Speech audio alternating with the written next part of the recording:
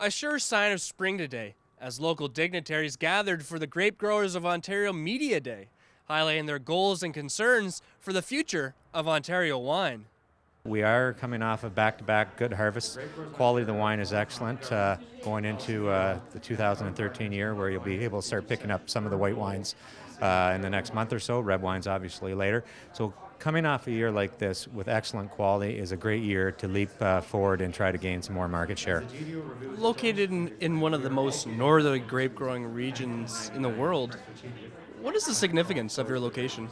We're a cool climate area. We have cool climate viticultural challenges. Our winters are very cold. Great for ice wine, mind you. We're about the only region in the world that can do it consistently every year, but it does present challenges. We're a cooler growing area, ideally suited for Chardonnay, Riesling, Sauvignon Blanc varieties, and we do red varieties quite well as well. A record year for the Ontario grape growers of last year. What does that mean for the local wine producers?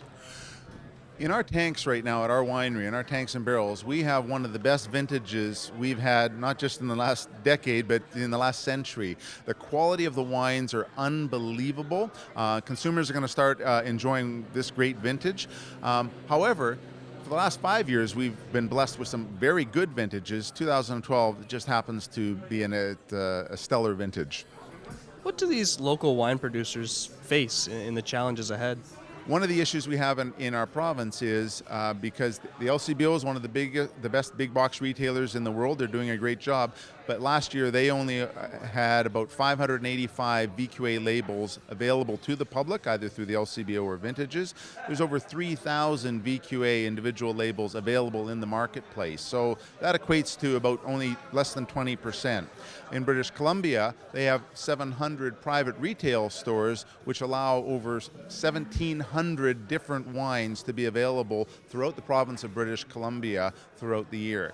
That's where our bottleneck is, and that's where the smaller local Niagara and wineries in other emerging areas in Ontario have to get to market. They need a shelf to put it on, and there's limited amount of space at the LCBO. The Grape Growers of Ontario are optimistic they can attain a wider market share by 2020.